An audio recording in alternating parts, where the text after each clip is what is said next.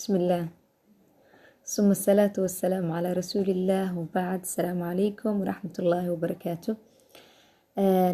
gaariga markii shidaalku ka dhamaado shidaal baa lagu shubaa. markii birka xumaato birta laga bedelaa. markuu wasakhoobo waa la dhaqaa. sidoo kale guriga wuxuu u baahdaa in ranji la mariyo 2 sano ama 3 sano ama sanadkiiba hadba sida ay duruuftu ku saamaxdo. waxaad jeceshahay inaad gurigaaga dhalaalisid oo ranji cusub marisid.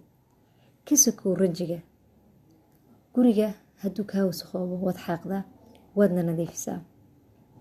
marka loo barbar dhigo nolosha qoysku way ka qiimo weyn tahay guri iyo gaari. maxaa nolosheena uga jafan weynay boorka?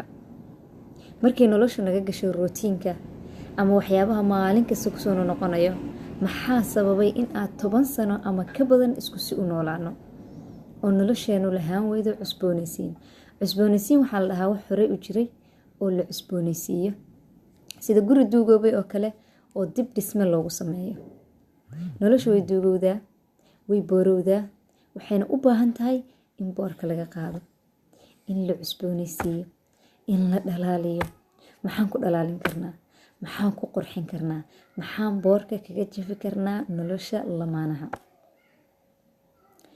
kelmadda waan ku jeclahay, ixtiraamka, naxariista, hadiyadda, yacni waa wax aad u fara badan. nolosheena waxaa farxad geliya wax yar. masalan kelmadda waan ku jeclahay wax waqti kaama qaadanayso, qofka kalena waxay gelinaysaa qalbigiisa farxad, wuxuuna iska kaa dhex arkayaa noloshaada meeshuu ka joogo. waxaa laga helayaa qoysaskeena Soomaaliyeed dad aan 10 sano iyo ka badan isdhahin wuu ku jeclahay. hooyooyin iyo aabbayaal ilmahoodii leeyihiin ilmo, laakiin inay isku dhahaan waan ku jeclahay ama waad qurux badan tahay ay ugu dambeysay maybe waayadii isguursadeen ama markay 2 ilmood lahaayeen. noloshu waxay u baahan tahay markasta inaad ku dhahdid xaaskaaga waan ku jeclahay, waa qurux badan tahay, waxaa tahay hadiyadii iigu qaalisaneyd ee aan helo noloshayda. waxaa u baahan tahay gabaray sidoo kale inaad ku dhahdid odaygaaga waxaa tahay ninka ugu wanaagsan nimanka, ninka ugu quruxda badan nimanka, waan ku jeclahay. inaa wax isu hadiyeysaan. nabiga calayhi salaatu wasalaam wuxuu lahaa tahaaduu taxaabu, isu hadiyeeya waad isjeclaanaysaan. hadiyadda khasab maaha inaad lacag badan haysatid oo gaari usoo hadiyeyn kartid. waxyar baa usoo hadiyeyn kartaa. waxyar iska soo qaad markaa guriga u socotid aan ka badnayn $2 iyo $1 kuna dheh hadiyad. tani waa hadiyadaadii adaan kuu soo hadiyeeyey. dumarku waxay aad u jecel yihiin waxyaabaha caadifadeeda siyaadinaya, sida inaad ku dhahdid waad qurux badan tahay, waan ku jeclahay.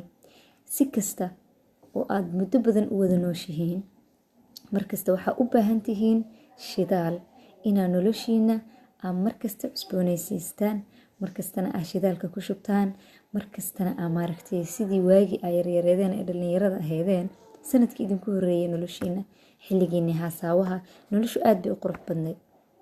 maxaa xumeeyey maanta aad isugu dhowdihiin?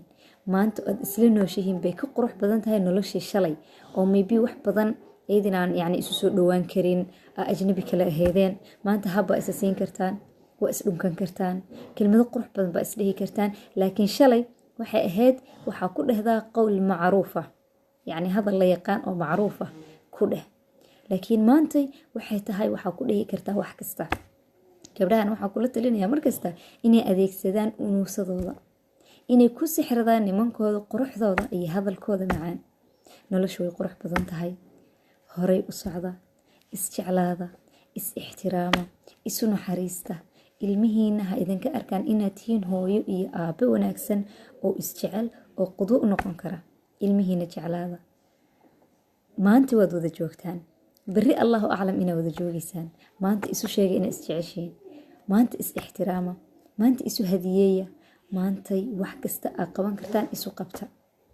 asalaamu calaykum waraxmatullaahi wabarakaatu.